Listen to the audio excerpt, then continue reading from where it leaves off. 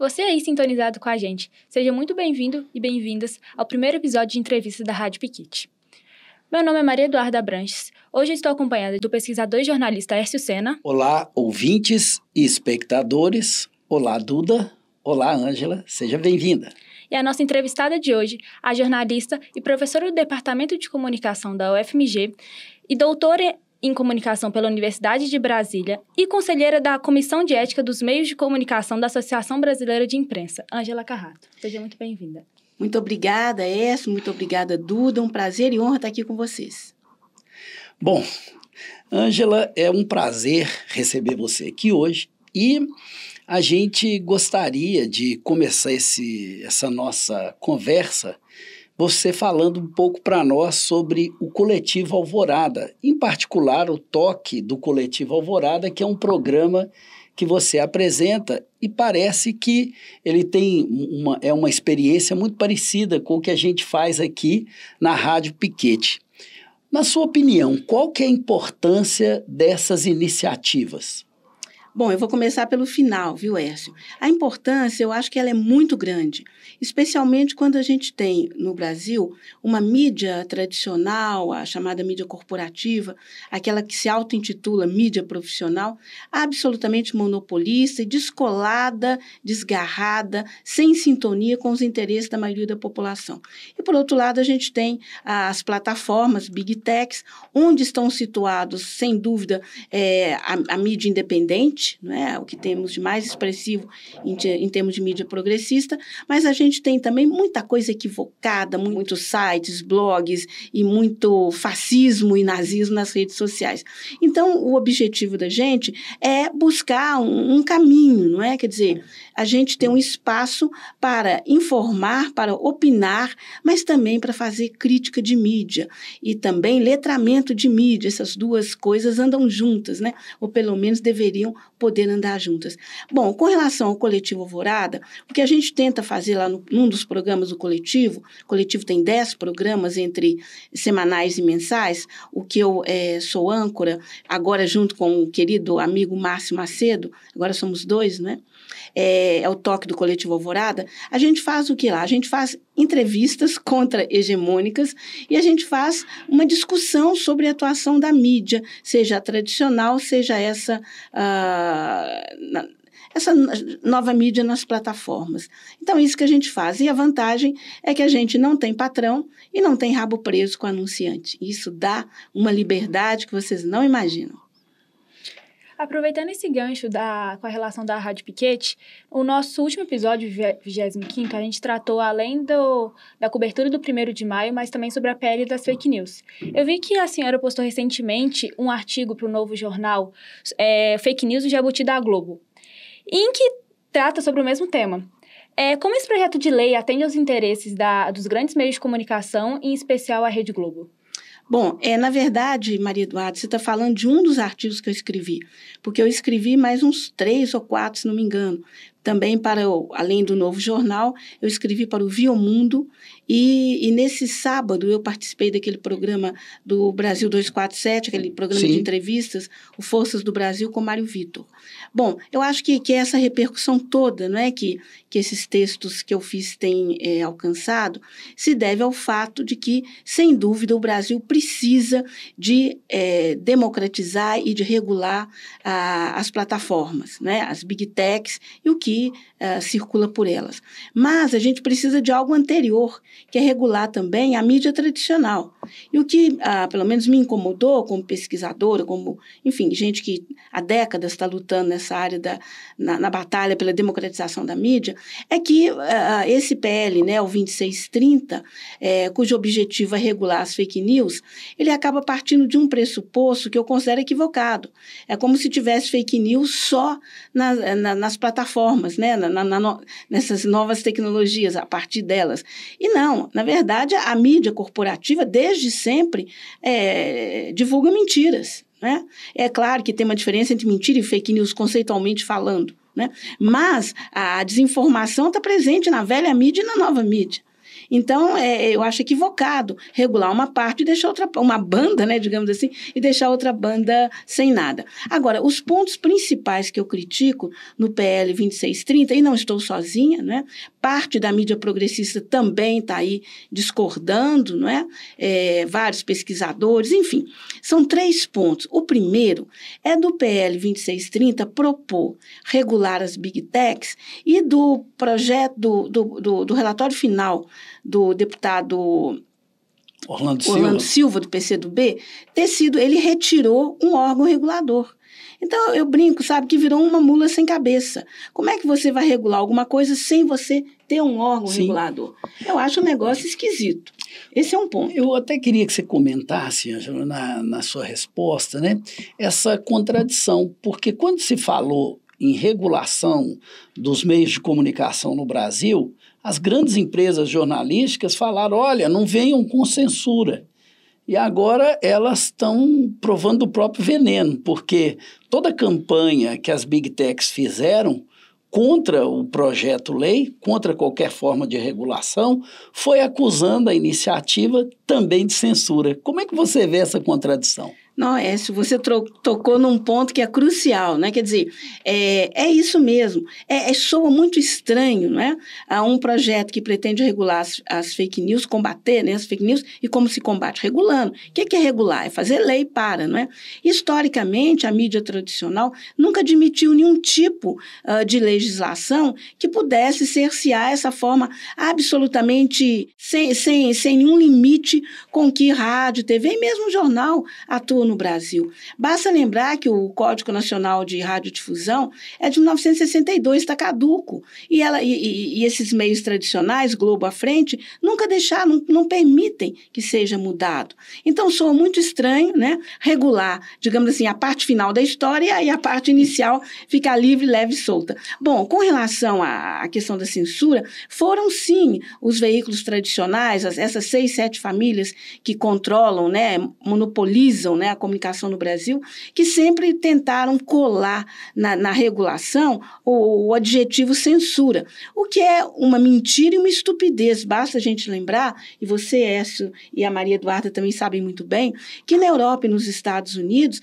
a mídia é regulada desde os anos 30 do século passado na Europa e a partir dos anos 50, 60 nos Estados Unidos. BBC é emissora pública, a RAI é emissora pública, né? A Deutsche Welle, né, alemã, aí é um conjunto, mas eu vou simplificar dizendo Deutsche Welle, é emissora pública na Alemanha, a PBS nos Estados Unidos. E aqui recente, né, a partir de 2009, nossa vizinha Argentina tem a Lei dos Meios, que é uma lei democrática que regula, né, rádio e TV. Então, isso a mídia tradicional corporativa nunca aceitou. Então, soa muito esquisito ela ter ficado tão entusiasmada com um projeto para regular as Big Techs e, curiosamente, um projeto que não tem órgão regulador. Aí é a mula sem cabeça, né? Outro ponto, eu falei em 3, né, que são muito esquisitos nesse PL 2630. O segundo foi um aceno que tinha lá, assim, descarado para a bancada evangélica. Quase que dizendo assim, olha, votem conosco porque não haverá nenhum problema, vocês vão continuar podendo postar nas redes sociais o que vocês quiserem. Aí eu pergunto, como é que fica a situação de um parlamentar que não teria nenhuma sanção pelo que ele posta na rede social? Ok, ele tem imunidade parlamentar para o que ele diz na tribuna, não é? Agora, ele não pode ir para a rede social falar qualquer coisa. E aí, pior ainda, como é que fica um seguidor de um parlamentar desses que compartilhar uma fake news desse parlamentar? Aí o parlamentar não tem nada e essa pessoa tem. Quer dizer, essa lei não pode ser assim, esse projeto de lei. E por último, né, não menos importante, tem o capítulo 7º do artigo 32 do PL 2630, que nesse artigo 32 é dito o seguinte, que a mídia, o jornalismo profissional vai passar a ser remunerado a partir de uma espécie de um fundão que vai ser criado, né, a partir da publicidade, para remunerar os conteúdos dessa mídia tradicional nas novas mídias, nas plataformas. Aí eu pergunto, primeiro, não está definido nesse artigo o que se entende por jornalismo profissional. E a gente sabe que aqui no Brasil, quem acha que faz jornalismo profissional são essas famílias monopolistas de sempre. Aí eu pergunto, a nova mídia, blogs, sites, portais, as pós-TVs que estão todas nas plataformas, as progressistas, elas vão ter que entrar na disputa com essa velha mídia? Bom, a maioria da nova mídia, né, esses blogs, sites, pós-TV e tal, eles não têm departamento jurídico, não têm departamento comercial. Enquanto que a Globo, o SBT, a Record, tem pencas de advogados lá para defendê-los. Então, esse bolo, adivinha onde que a maioria esmagadora dele iria parar? Então, tem dois problemas. Além, né, digamos assim, esse dinheiro, esse recurso, acabar indo o recurso da nova mídia e acabar para bancar a velha mídia, a gente ainda colocaria em risco a própria existência da nova mídia pelo seguinte, na medida em que as big techs, né, e aí entra um outro pepino, que é o artigo 19 do Marco Civil da Internet.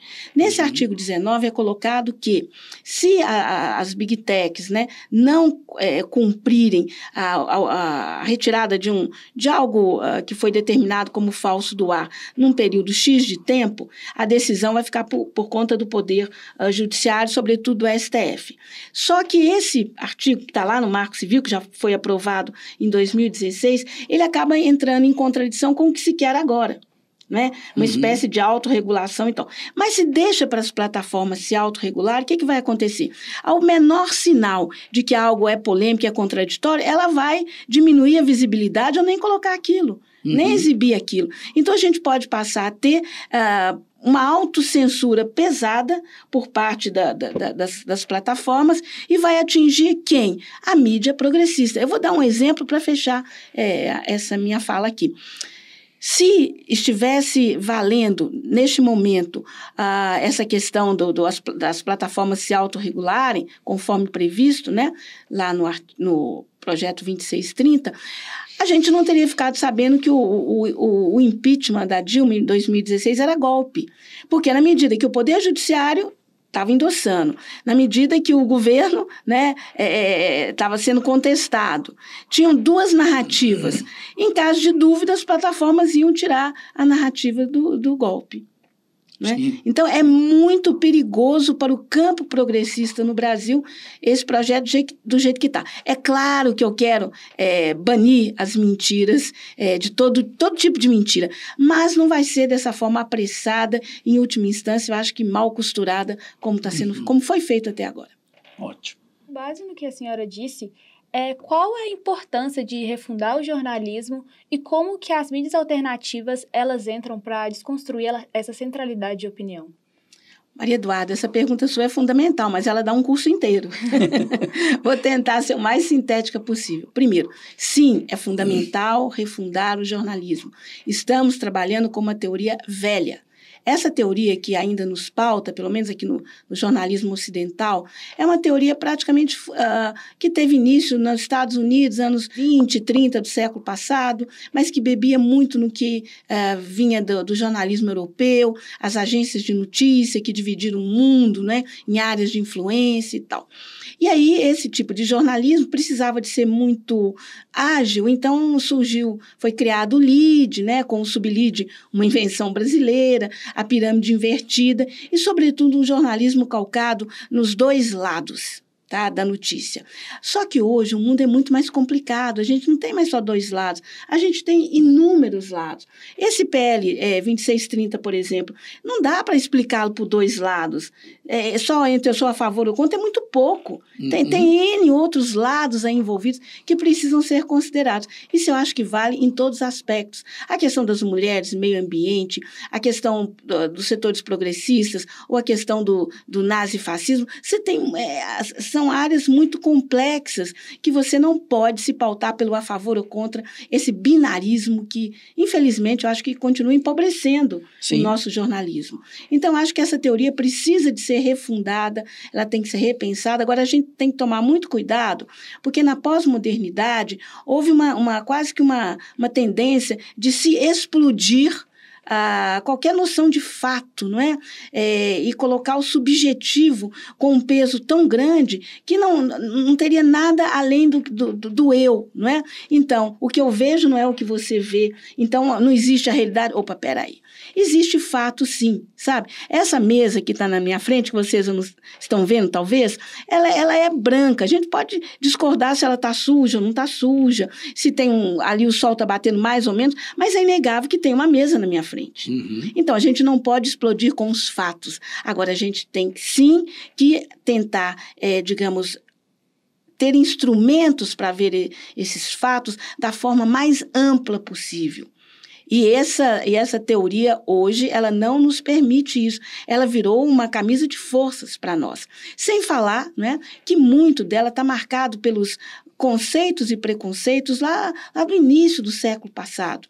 Nós temos um mundo hoje mudando, né? Aquele mundo da Guerra Fria já se foi, e esse mundo unipolar, Estados Unidos, xerife do mundo também. Nós estamos caminhando para um mundo multipolar. O Brasil tem um peso importantíssimo a partir da sua presença nos BRICS, nesse processo. Então, o jornalismo pode, sabe, como pensar no mundo novo com um jornalismo velho, com velhas teorias, né? Então, esse é um desafio que está colocado para todos nós, né?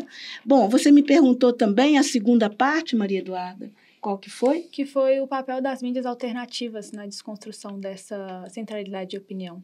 Olha, eu acho fundamental, porque as mídias tradicionais, a velha mídia, né, os jornais, revistas, rádio, TV, como eu disse já há pouco, na mão de 4, 5, 6 famílias. E que famílias são essas? A família Marinho é a sexta maior fortuna do Brasil. O bispo Edir Macedo é uma fortuna declarada acima de 1 bilhão. Silvio Santos, idem, a família Saad não deve ser coisa diferente disso. Então, a gente está falando, na verdade, de uma mídia que é a mídia da classe dominante. Não é? E cadê a voz da maioria da população? Cadê? Cadê a voz das mulheres, das comunidades, dos pretos, dos índios? Cadê a voz dos índios na mídia brasileira? Né? Cadê a voz da periferia? Quando aparece, é de uma forma quase caricata, inclusive nas novelas, tá? Eu não sou dessa turma que acha, mas a Globo faz um jornalismo assim assado, mas faz a parte de novelas muito bem. Eu não acho, não. A teledramaturgia, ela também reflete o pensamento da empresa, né? E é uma teledramaturgia focada na questão identitária, muito lá a Partido Democrata dos Estados Unidos, e muito na linha do empreendedorismo, que para mim não é o caminho, não, né? Esse tipo que eles pautam, né? Então, as novas mídias são fundamentais porque elas colocam outras vozes em cena, elas pluralizam, né? Vamos pegar a cobertura dita policial. É uma cobertura policialesca. Olha, na mesma semana em que aconteceu aquele crime, não é? Lá em Blumenau, que várias crianças foram mortas numa creche, e depois, poucos dias depois, aconteceu algo semelhante no Espírito Santo. O Grupo Globo divulgou que iria mudar a sua política e que não ia mais divulgar nome, nem imagem, nem nada que pudesse contribuir para que esses criminosos se sentissem divulgados, 3 minutos de fama. Né? Mas, 3 ou 4 dias depois, o mesmo Grupo Globo anuncia a volta de um programa policialesco na TV Globo. Eu acho que é o Linha Direta, se não me engano. Não é? Mais ainda, eu pergunto, o Grupo Globo fechou os seus jornais que pingam sangue lá no Rio? Mudou a cobertura que faz de polícia? Sabe? Vou dar um exemplo concreto. O Grupo 3G, né, do João Paulo Lemann, esse que pirateou a Eletrobras, né? Pegou a Eletrobras na mão grande, o presidente Lula está aí lutando, né, para pelo menos o Estado voltar a ter voz majoritária, né? Esse grupo, ele é o mesmo que controla as lojas americanas. Né? E a Ambev também. Nas americanas, vocês viram, vocês acompanharam o que aconteceu. Né? É um rombo de mais de 30 bilhões. Como que a mídia corporativa, a velha mídia, tratou isso? Como inconsistências fiscais. no balanço, né? Pelo amor de Deus. Agora, um Zé ou uma Maria, e nada contra o Zé ou a Maria, eu tenho Maria no nome também, mas que roubam um litro de leite porque está passando fome ou o filho está morrendo de fome, esse vira notícia nas páginas e nas emissoras de rádio e TV policiais, com programas policiais, policialescos, né? E como que apareceu o Grupo 3G e o Lehman? Apareceu na área de economia, e mesmo assim, de uma forma muito positiva para eles. Inconsistências, a direção não sabia, estão tentando encontrar a melhor maneira e tal. Não pode. Sabe? Não pode. É aquela história, né? Esse binarismo, né? O cidadão de bem e os perigosos. Não é isso, sabe? Não é isso. Então, as novas mídias estão aí para pluralizar e complexizar essa nova arena, né? Em que todos têm direito e todos têm voz e todos devem participar. E nesse exemplo que você deu aí, o próprio enquadramento que é dado no caso das americanas, é uma desinformação, né? Claro. Porque não joga luz sobre todos os fatos e todas as ações que envolvem esse grupo, né? Exatamente. E aí aquela história, né? Eu dei esse exemplo porque ele é recente, mas quantos grandes grupos econômicos no Brasil viraram notícia nas páginas de polícia? Você não está lembrando? É porque não tem. É porque não tem. Né? Então fica aquela história, né? É só o pobre que é perigoso. Então, aliás, vou aproveitar e vou fazer o comercial sem ganhar nada por isso, né? De um filme que eu assisti ontem, tá no Cine Belas Artes, O Homem Cordial.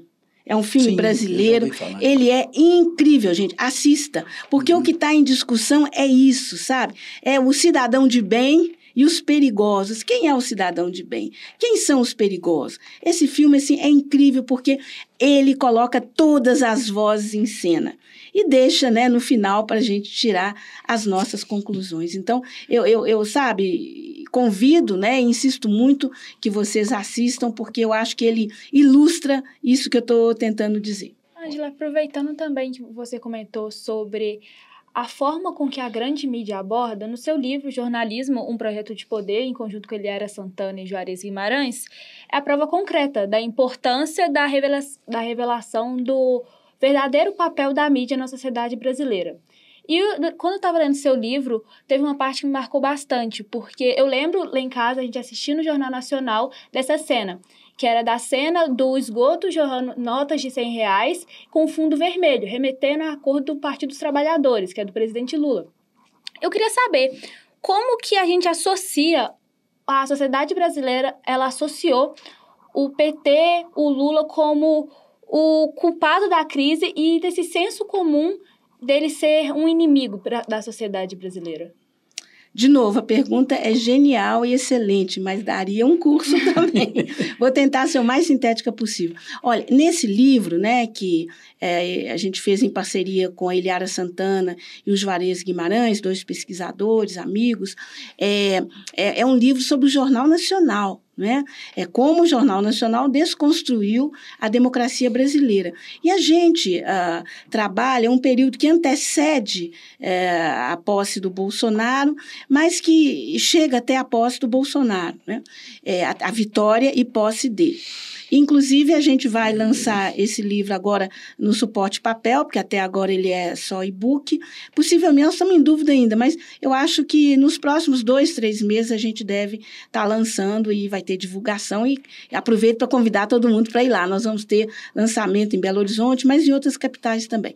Bom, Maria Eduarda, você falou em 2 momentos muito importantes que a gente identificou nessa pesquisa, que é aquele duto, né, jorrando notas de R$100, um duto todo carcomido, né, jorrando notas, mas poderia estar jorrando petróleo, né, porque era um duto de petróleo, e com um fundo vermelho.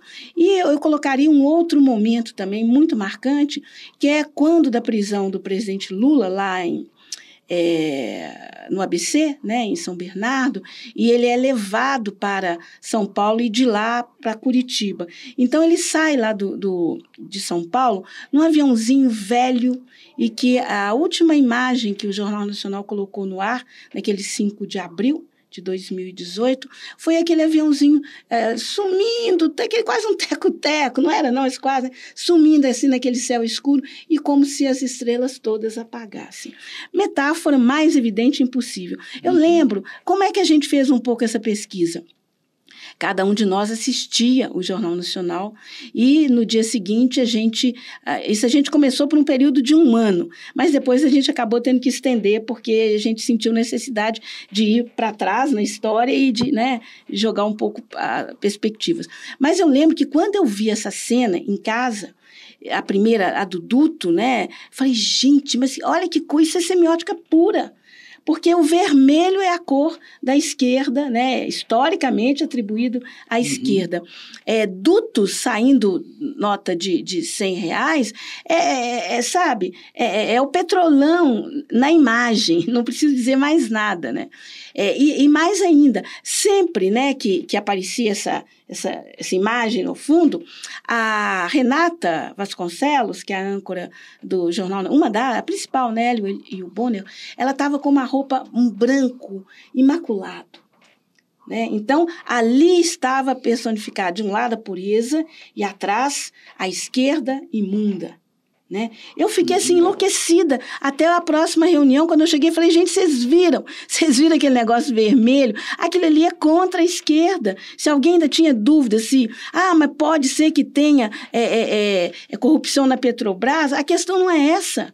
A questão é que é contra, sabe? É contra uma tentativa de um governo progressista, é isso.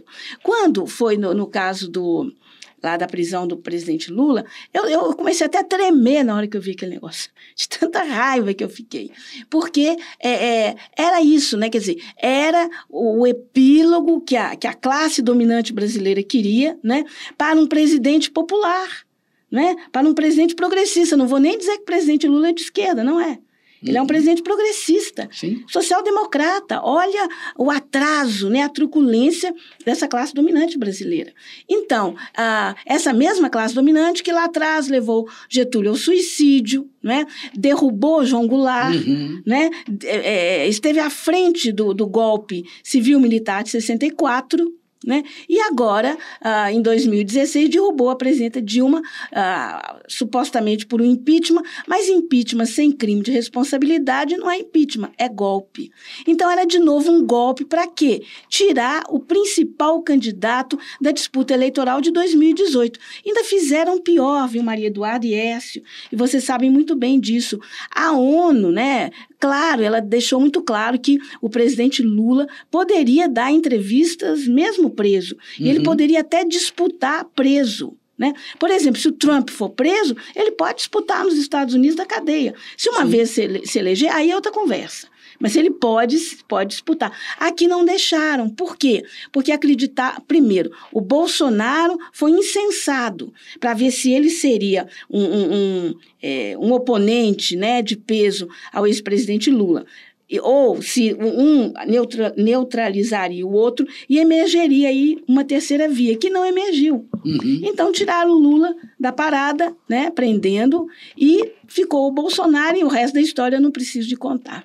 Só um detalhe nisso, inclusive nós temos acompanhado a cobertura na Rádio Piquete da mídia, e mesmo agora, com o governo Lula, a gente vê pelos enquadramentos comuns, a gente observou isso no 1º de maio, uma contraposição entre o Lula e o Bolsonaro ainda como se fossem dois extremos, representando lados opostos de uma mesma moeda. O Bolsonaro na abertura da AgriShow, na abertura que acabou sendo cancelada, e o Lula no ato das centrais sindicais. De que modo você vê ainda essa insistência dessa mídia corporativa nessa narrativa que, embora não deu certo em 2022, eles já antecipam que ela será a tônica e a visão dominante para 2026, que nem sequer chegou ainda? Pois é. Eu acho que essa mídia, você tem toda a razão, viu, Écio? Essa mídia, a mídia corporativa, essa mídia da classe dominante, ela trabalha com 2 cenários. Um cenário é esse que você falou. Ela já está antecipando, como será o comportamento para 2026, tentando de novo, criar uma polarização que não existe, né? Como se fossem dois extremos, de um lado o fascismo e de outro lado um governo social-democrata. Tá? Não existe essa polarização. E aí, mais uma vez, os dois lados no jornalismo não funcionam mais também. O quadro é muito mais complexo. O outro ponto é que essa mídia joga também, né, a classe dominante, ela joga com impasses. E talvez tentar, né, antecipar o fim desse governo. Então, ela trabalha nesses dois modos, né? Bom, com relação a esse tipo de cobertura, como foi no 1º de maio, né, eu acho que se a gente observar com cuidado, e aí muitas pessoas se enganam, falam, não, a Globo apoia o governo Lula. Errado. A Globo não apoia o governo Lula. A Globo, ela hoje é contra Bolsonaro. Mas por que ela é contra Bolsonaro? Porque ele não é limpinho e cheiroso, porque ele é muito truculento, porque ele é muito pouco palatável, ele é contra as minorias, ele é um grosso, inclusive ele foi para cima da própria Globo, né? E ela ficou quietinha, ele ameaçou a família Marinho, ameaçou caçar a concessão, depois ele deu mais 15 anos de concessão sem nenhuma transparência, claro, né, para a Globo. Mas ele ameaçou o tempo todo, ameaçou os irmãos Marinho, ameaçou os jornalistas e as jornalistas e tal. Mas essa mídia não está preocupada com isso. Ela está preocupada com questões mais amplas, que é o seguinte, historicamente, essa mídia sempre foi uma mídia contra a soberania brasileira, contra o desenvolvimento brasileiro, uma mídia atrelada aos interesses da potência hegemônica, no caso, Estados Unidos. Vamos lembrar que o próprio surgimento da TV Globo tem a ver com um acordo criminoso entre Globo e o gigante de mídia na época estadunidense, que era o grupo Time Life. Né? Então, eles têm interesses muito nítidos em relação aos Estados Unidos, toda a mídia brasileira, né? E o que eles chamam de Ocidente, né? Então, eles são contra, por exemplo, o Estado retomar o poder de voto na Eletrobras, que foi privatizada na mão grande, a verdade é essa. Eles são favoráveis a esse absurdo que fizeram com a Petrobras, vender a BR Distribuidora a preço de banana, vender uma refinaria, a primeira, Landulfo Alves, lá na Bahia, a preço de banana. Aliás, a gente não sabe até que ponto as joias, né, não são um pagamento, uma parte do pagamento por esse serviço prestado. Né? Olha o tanto de privatização, de desserviços que esses governos golpistas fizeram. Vamos lembrar que um dos primeiros atos do Michel Temer, né, quando assumiu, foi isentar as petroleiras que atuam no pré-sal de pagar impostos, gente. O pré-sal era o passaporte nosso, eu espero que volte a ser para um país, inclusive, soberano, com educação, saúde, né? Então, assim, se a gente pegar, por exemplo, olha o que foi a contra-reforma que o Temer fez em relação aos direitos trabalhistas. Olha no que deu. Esse tanto de gente com essas caixas nas costas e se achando empreendedor. Né? Olha o que deu isso no governo Bolsonaro. De novo, uma contra-reforma da Previdência, que hoje ninguém aposenta mais, vai trabalhar até cair morto ou vai aposentar com um salário ridículo. Né? E, na época, a mídia inteira, eu cobri muito isso. Ela não colocou o contraditório, nem os dois lados, tá? Ela foi contra o binário aí. Ela só colocou o lado do governo, no caso Bolsonaro, e economistas neoliberais. Eu lembro de assistir programas na Globo News que tinha debate com 4, 5 pessoas, mas era o mesmo lado. Todo mundo falando 4, 5 do mesmo lado. Né? Então, pluralidade de número de pessoas não quer dizer pluralidade de vozes, né? Sim. Então, é isso, né? Quer dizer, não dá, sabe? Não dá essa mídia. Vou dar um exemplo de hoje, né? Nesse momento que está sendo gravado essa conversa, né? Tem um editorial do jornal O Globo criticando o governo do presidente Lula por querer voltar a estimular a indústria naval, os estaleiros aqui no Brasil. Ora, quando o governo estimula a feitura de grandes navios no Brasil, petroleiros e outros, né? Isso está gerando o quê? Um emprego enorme na engenharia, na construção civil, né? E isso é o quê? É dinheiro que está sendo criado aqui dentro a partir de empregos, a partir de tecnologia, né? E o que é que eles querem? Eles querem que a gente continue comprando esses navios lá fora. E aí os empregos que poderiam estar aqui são lá de fora. Sim. A tecnologia que poderia estar vindo para cá e a gente aprofundando e diversificando nisso, ela fica só lá fora. Precisa de longe não, gente. A gente precisa tanto de estaleiros, tanto de a cadeia completa, né, do petróleo no Brasil, quanto a gente precisa também de plataformas nossas. Nós temos que ter a nossa tecnologia da informação para termos plataformas. Olha, a Rússia, a China, a Índia, o Irã, a Venezuela, ou estão a caminho de ter suas plataformas. A Venezuela, plataformas para a mídia, né? Para as redes sociais, para a nova mídia. Na Venezuela, é uma parceria que está sendo feita, construída entre o governo e as universidades. Na Índia, eles resolveram caminhar para suas próprias plataformas, porque eles cansaram de apanhar do Twitter, do Google, né, e do Facebook. Já a China e a Rússia, ela tem suas plataformas, né, os seus equivalentes ao que nós temos aqui, Facebook, WhatsApp, Twitter, tudo isso tem lá, mas deles, né? Aqui a gente pode ter isso sem prejuízo para que essas plataformas de fora atuem aqui também. A gente não pode deixar de ter as nossas.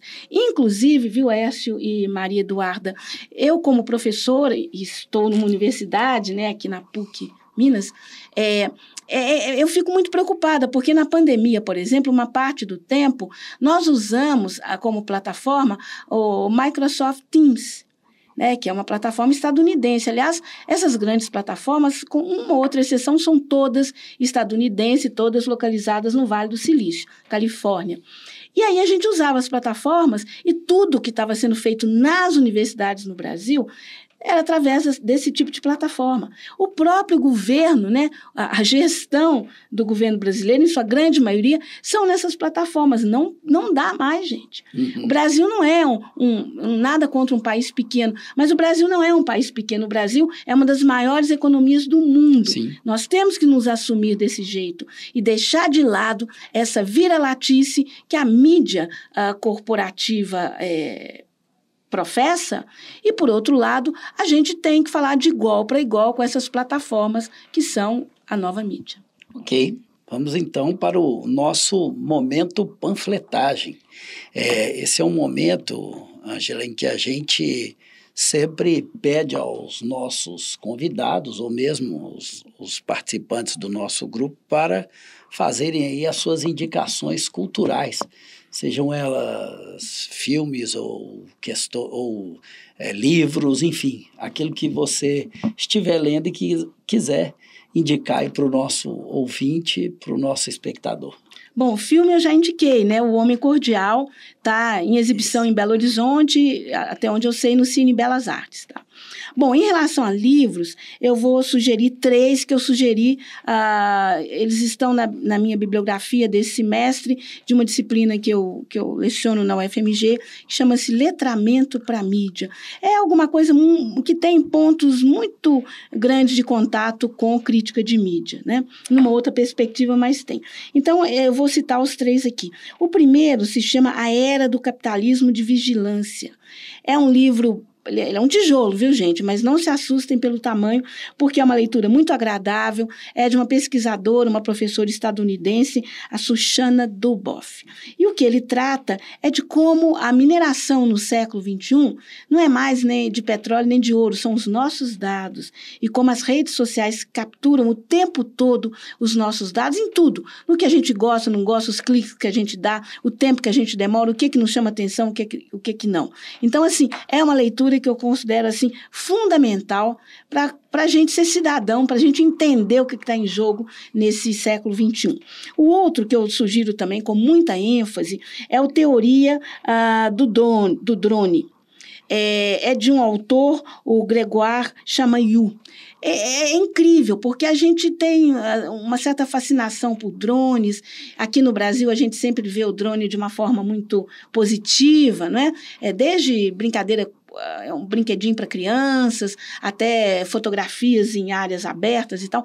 Mas o drone, ele é digamos assim, um artefato de guerra. Né?